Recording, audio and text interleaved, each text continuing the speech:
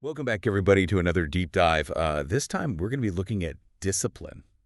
Ooh, discipline. Yeah, a big one, right? I Yeah. mean, everybody wants more of it. Yeah. And we're going to be taking a look at a few different authors here. Okay. We have David Goggins, Can't Hurt Me. All right. Jocko Willink, Discipline Equals Freedom. Mm-hmm. We have Admiral McRaven's Make Your Bed. Classic. And then Daniel Walter's The Power of Discipline. Okay, so we got a nice spread here. Yeah, so we're going to be kind of looking at the question, what does discipline really mean? Yeah. Like, how can we apply it to our lives? Right. And also kind of moving past the idea that it's just willpower. I think that's a good place to start because I think a lot of people think that it's this just this iron will thing and you just got to force yourself to do stuff. Yeah, or that some people have it and some people don't. Right, exactly. But hopefully we can get some more nuanced ideas from these authors. Yeah, and I think especially starting with Goggins in Can't Hurt Me, I mean, that's such a powerful story to start off with. Yeah, it's a pretty intense book. Yeah, I mean, just his background alone, facing poverty and abuse and racism, it's incredible that he was even able to function, let alone go on and achieve what he did. Yeah, and he talks about this idea of callousing the mind. Right. Right.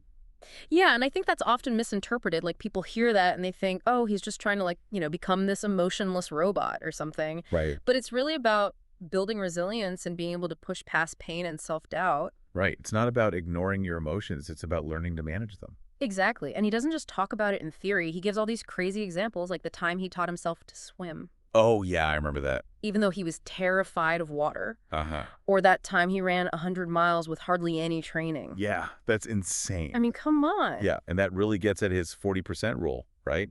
That idea that we only use about 40% of our potential. Yeah. And that we quit way too early. Yeah, it's our minds holding us back more than our bodies. It's so true. Yeah. I mean, we all have these limitations we put on ourselves. Absolutely. And he's really trying to show us that we can push past them. Yeah. And then we have Jocko Willink in Discipline Equals Freedom. Yeah. And his take on discipline is fascinating. It's all about control. Yeah, control over your own life. Your mind, your actions, everything. Yeah, rather than letting circumstances control you. And that's where the freedom comes in. Exactly. You're not a slave to your impulses or your fears. Right. You're the one in charge. And he's a big proponent of action. Right. Oh, yeah. No overthinking for Jocko. Just get it done. Just get after it. Yeah, control your mind and direct that energy towards your goals. He makes it sound so simple. Right. But it's not easy. No, definitely not. But I think that's part of the appeal of his message. It's like this wake-up call. Yeah. Stop messing around and get to work. Exactly. Now, Admiral McRaven in Make Your Bed offers a different perspective. A little more gentle, perhaps? Yeah, he's all about the power of small wins. Yeah. Which can seem a bit anticlimactic after Goggins and Jocko. Right. But there's something to be said for starting small and building momentum. Oh, absolutely. And his whole thing about making your bed every morning. It sounds so basic, Yeah. but I've tried it, and it really does make a difference. It's like this little act of discipline that sets the tone for the day. Exactly. You've already accomplished something. Yeah, you're not starting from zero, Right. And you're creating order in your environment. which can lead to order in your mind. Exactly. McRaven also talks a lot about the importance of teamwork. Which is interesting coming from a Navy SEAL. Yeah, you'd think it would be all about individual strength. Right. But he emphasizes that we don't have to go it alone in our pursuit of discipline We need people to support us and hold us accountable. and to pick us up when we fall. Exactly. Because we all fall. Yeah, and he also talks about facing your circuses head on. The circuses. Yeah, that's what he calls those inevitable challenges that life throws at us. Oh, right, those. Yeah, those moments when things get chaotic and you're tempted to give up. Don't run away from the circus. Yeah, face it head on like those SEAL trainees tackling obstacle courses. I like that analogy. So instead of avoiding tough situations, you actively engage with them. And that's how you grow. Exactly. Growth happens outside of your comfort zone. For sure. And that brings us to Daniel Walter in The Power of Discipline. All right, let's get psychological. Yeah, he dives deep into the psychology of discipline. Really tries to understand how our minds work. Yeah, and how our habits shape who we become. And I think he brings up some really important concepts like the status quo bias. Yeah, that tendency to resist change, even when it's good for us. It's so relatable. Absolutely. We Yeah. get comfortable in our routines, even if they're not serving us. And then there's the Dunning-Kruger effect. Ooh, that one's a bit humbling. Yeah, that's the one where we overestimate our own competence. We think we know more than we do. And that can definitely get in the way of developing discipline. Absolutely, because if you think you've got it all figured out, You're not going to be open to learning and growing. Right. And Walter also offers some really practical advice for building positive habits. Yeah, he's all about morning routines and practicing gratitude and meditation. And continuous learning. Yeah, he really gives us a toolkit for developing discipline. I like that. A toolkit. Yeah, and what I find really interesting is how he connects these habits to our identity. It's not just about doing certain things. It's about becoming a certain kind of person. Yeah, the kind of person who embodies discipline. Exactly. So it's not just about willpower. It's about who you are at your core. It's a much deeper level of change. Yeah, and I think that's where the real power of discipline lies. I agree. So we have these 4 authors, each offering a unique perspective on discipline. Yeah, Goggins pushing us to our limits. Willink emphasizing action and mind control. McRaven highlighting small wins and consistency. And Walter delving into the psychology of habits. It's a fascinating convergence of ideas. Yeah, and I think what's really cool is that even though they come from different backgrounds and have different approaches, they all agree that discipline is a skill that we can cultivate. it's not something you're born with. It's something you develop over time. With effort and practice. Exactly. And I think that's a really empowering message because it means that anyone can become more disciplined. Regardless of their past experiences or their current situation. It's never too late to start building those habits and strengthening that mental muscle. So let's dive into some of the key takeaways from these authors and see how we can apply them to our own lives. Sounds good to me. All right, let's do it. Let's do it. It's kind of cool to see how these different ideas of discipline kind of play off each other. Yeah. Like you have Goggins and Willink, right? Yeah. Both from the military, really pushing that whole, like pushing yourself to the limit. Yeah, like they've both seen what people are capable of when they're really put under pressure. Right, exactly. And then you have McRaven, also military background. Yeah. But his focus is more on like starting small, those everyday wins. Yeah, it's interesting how they all come from similar backgrounds, but have these different approaches. Yeah, it's almost like a paradox, right? Yeah. Extreme intensity versus steady progress. But maybe it's not about choosing one or the other. Right. Maybe it's about finding what works for you. Yeah, like what resonates with your personality, your goals. Yeah, because we're all different. Right. And I think that's where Walter's insights about habits and identity come in. Yeah, he's really emphasizing that individual aspect of it. Yeah, like understanding your own strengths and weaknesses. And tailoring these principles to your own journey. Exactly. So like if you're drawn to Goggins's approach, that whole cookie jar technique he talks about, Yeah, that's a good one. it's all about storing those memories of past wins. Yeah, no matter how small. Right, even those little victories. Yeah, because you can draw on those when things get tough. Exactly. It's like building up this mental arsenal of evidence that you can handle whatever comes your way. Yeah, I like that. And that's valuable for everyone, even if you're not planning on, running 100 miles or anything. Right, we all face self-doubt. Exactly. And it's easy to forget about those times when we succeeded. So having those concrete examples of your own resilience can be really empowering. Absolutely. And then for those who resonate more with McRaven's philosophy. Yeah, how can they take his ideas beyond just making their bed? Well, he talks about this concept of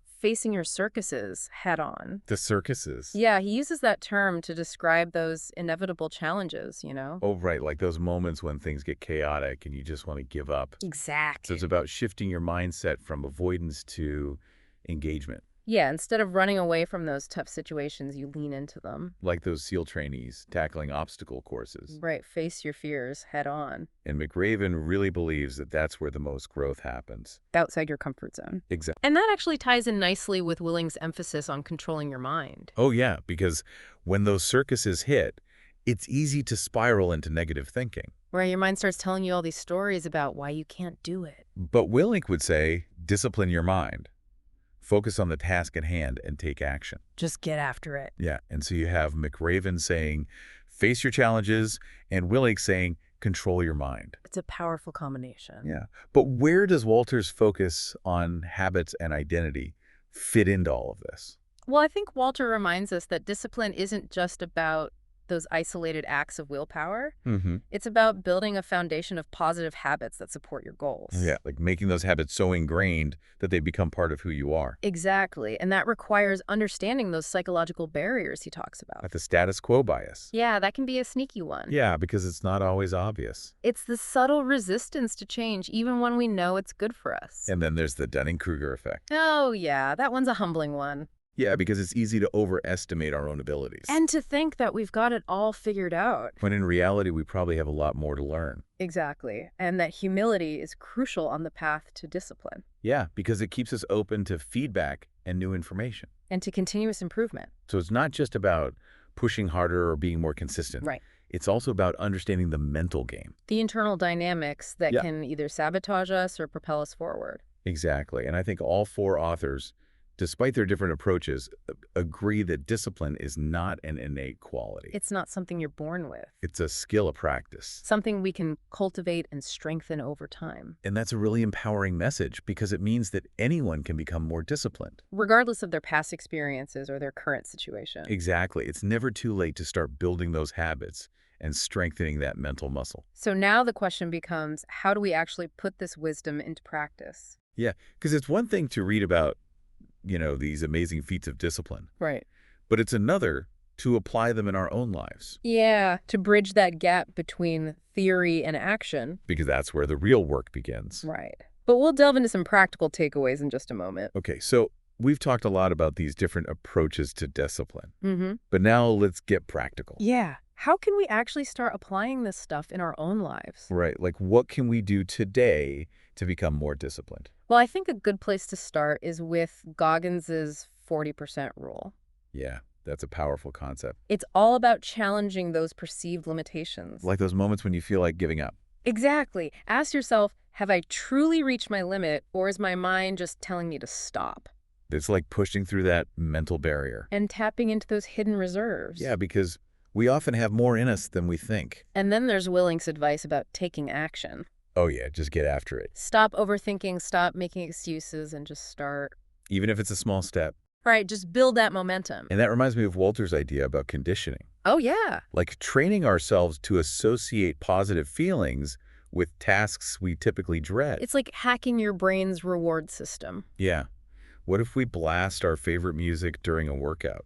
Or reward ourselves with a healthy treat after a productive study session. Exactly. Make discipline more appealing. And of course, we can't forget McRaven's advice about making your bed. I know it sounds so basic. But there's something to it. It's like a small victory first thing in the morning. That sets a more disciplined tone for the rest of the day. Exactly. And McRaven also talks about the power of teamwork. Yeah. Finding an accountability partner. Someone to support you and keep you on track. Yeah, whether it's a friend, a mentor, a coach. Someone to help you stay motivated. And to celebrate those wins with. Absolutely. And I think the biggest takeaway from all of these authors is that discipline is not a destination. It's a journey. It's something you're constantly working on. There will be setbacks. There will be days when you fall short. But the key is to keep going. To learn from those mistakes and refine your approach. It's about progress, not perfection. And remember, the best approach to discipline is the one that works for you. Exactly.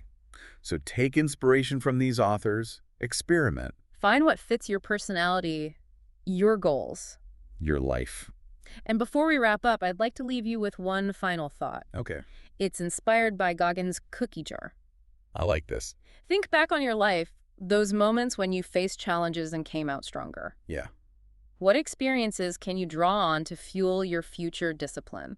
What's in your cookie jar? Exactly, because we all have those reserves of strength. Those memories of resilience. We just need to remember them. So go fill up your cookie jars, everybody. And keep striving to become the most disciplined and empowered versions of yourselves. Thanks for joining us on this deep dive. Until next time. Stay curious and keep learning.